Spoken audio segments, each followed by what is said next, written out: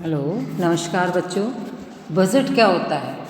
Budget कैसे बनाया जाता है? बजट बनाते समय किन किन बातों का ध्यान रखना चाहिए? ये सब आज हम इस टॉपिक में पढ़ेंगे। प्रत्येक परिवार अपने सीमित आय में अधिकतम संतुष्टि प्राप्त करना चाहता है, अधिकतम आवश्यकताओं की पूर्ति करना चाहता है। इसके लिए वो आय और व्यय का एक ब्यौरा रखता है।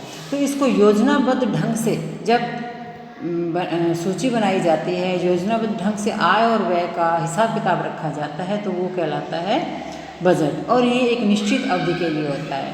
पारिवारिक बजट जो है 1 महीने के लिए बनाया जाता है। यदि लंबे समय के लिए बनाना हो तो 6 माह के लिए बना सकते हैं, 1 वर्ष का भी बनाया जा सकता है।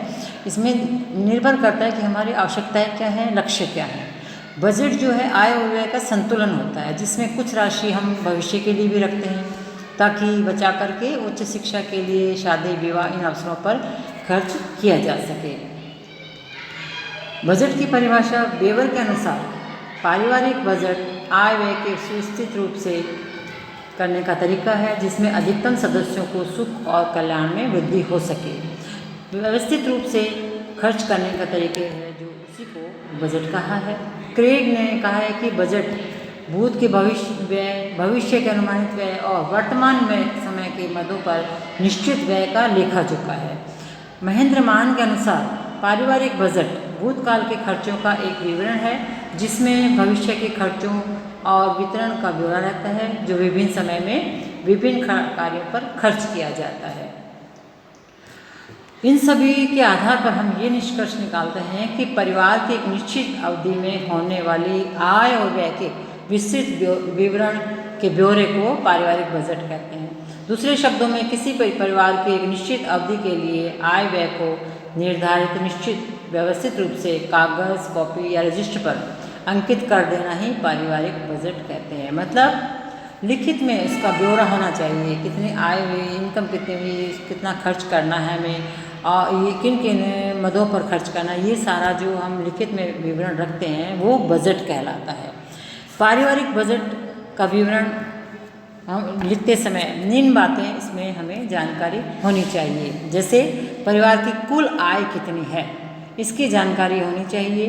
गृहस्वामी या परिवार के अन्य सदस्यों को कितने इनकम है, परिवार के सदस्यों की संख्या कितनी है, लिंग, आयु, परिवार के सदस्यों की उम्र, इन सब का भी ज्ञान होना चाहिए। व्यय के विभिन्न मद, जैसे किन किन हमारी प्राथमिकताएं क्या हैं, उनको पहले लेना होगा।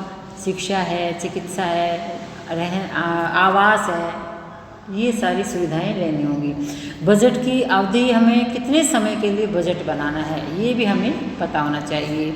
इसके अलावा प्रत्येक इकाई मूल्य, कुल मूल्य का व्यय हमें पता होना चाहिए। उपभोग की मात्रा कितनी है। इसके अलावा बचत का बनाना है, हमें बजट कौन सा बनाना है, बचत का या घाटे का, ये भी इसी से आय और व्यय के विवरण से हमें ज्ञात हो जाता है। फिर ये है कि भाई हम जब बजट बनाते हैं तो कुछ सिद्धांत हमें ध्यान में रखने होंगे। जैसे परिवार की आय कितनी है, परिवार के निर्धारित लक्ष्य क्या हैं, दीर्घकालीन लक्ष्य क्या हैं और लघुकालीन लक्ष्य क्या हैं, वर्तमान में परिवार की आवश्यकताएं क्या हैं, भविष्य की आवश्यकताएं क्या क्या हैं, इसके अनुसार हमें बजट बनाना होगा। सर्वाधिक जरूरी वस्तुओं को सबसे पहले खर्चे में हमें लेना होगा। दूसरा, आय से अधिक खर्च नहीं होनी चाहिए। तीसरा है कि नियमित रूप से एक निश्चित मात्रा में धन अवश्य बचाना चाहिए भविष्य के लिए, भविष्य के आवश्यक खर्चों के लिए। कम खर्चा हो, इस पर भी सावधानीपूर्वक नजर रखनी चाहिए। इसके अलावा अपने धन को उपयोगी बनाना चाहिए कि इससे हमें अधिकतम इसका उपयोग अच्छे कार्य में कर सकें। बजट बनाने के लाभ भी हैं, क्योंकि जैसे अनावश्यक खर्च हैं वो हम नहीं करते हैं, उनको हटाने में सहायक है। आय की सीमा में ही हम रहने के आदी हो जाते हैं। परिवार के सदस्यों में भी मितव्ययता की आदत आती है, संयम, दूरदर्शिता डेवलप होती है, बचत की आदत पड़ती है, ऋण के भार से मुक्त रहते हैं, अनावश्यक ऋण नहीं लेते हैं, विवेकपूर्ण ढंग से जब खर्च करते हैं तो इससे दीर्घकालीन लक्ष्यों को प्राप्त करने में भी सहायता मिलती है। धन का व्यवस्थापन भी अच्छी जगह पर होता है, शिक्षा अच्छी, बच्चों को अच्छी शिक्षा दिलवाई जा सकती है। ये सब इस बजट के बनाने से हमें फ़ायदे होते हैं। इसके अलावा बजट परिवार के लिए महत्वपूर्ण है।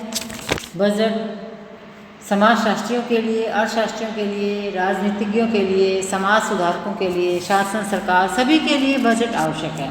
बजट बनाना ही पड़ता है, चाहे देश के लिए बनाओ या घर के लिए बनाओ, फैक्ट्री के लिए बनाओ, सभी जगह पर हिसाब किताब रखना होता है।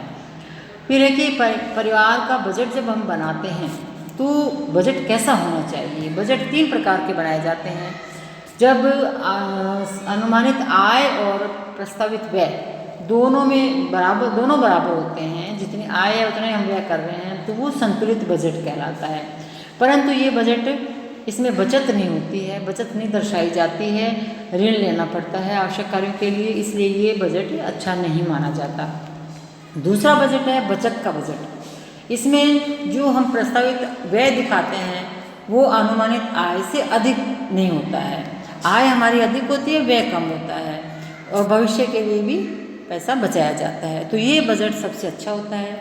तीसरा है कि घाटे का बजट। घाटे के बजट का मतलब है कि जो हमारी आय है उससे अधिक हम व्यय कर रहे हैं, इसको दर्शा रहे हैं, आवश्यकताओं की पूर्ति के लिए ऋण लेना पड़ रहा है, तो वो संचित जो कोष है, जो हमने पैसा इकट्ठा कर रखा है भविष्य के लिए, उसको खर्च करना पड़ता है, तो वो घाटे का बजट रहता है। ऐसा बजट नहीं बनाना चाहिए।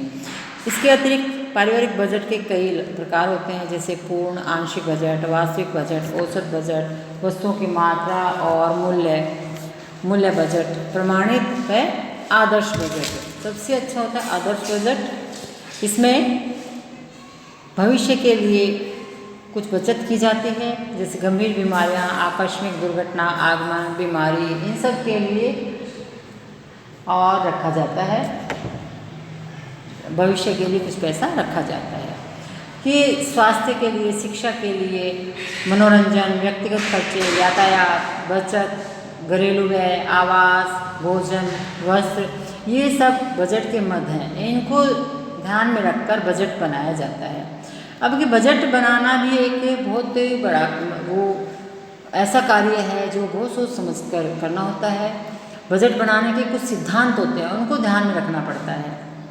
बजट की अवधि का निर्धारण करना होता है, सदस्यों की आवश्यकताओं की सूची बनाना, और मद कौन कौन से हैं जिन पर कि खर्चा करना है उसका भी हमें हिसाब रखना होता है। इन सारी क्रियाओं को निम्न चरणों में बांटा है, जैसे बजट की अवधि का निर्धारण करना, सदस्यों की आवश्यकताओं की सूची बनाना, आय व्यय का हिसाब रखना, परिवार के संभावित आय का अनुमान लगाना, अनुमानित आय प्रस्तावित व्यय में संतुलन, बजट का निरीक्षण करना, बजट पर नियंत्रण करना, समायोजन और व्यय का मूल्यांकन करना चाहिए। ये सारी चीज़ें ध्यान में रखनी। अब ये कि एक जर्मन अर्थशास्त्री हैं, उन्होंने बजट का उपभोग नियम दिया है, वो हम नेक्स्ट क्लास में करेंगे। मिस्टू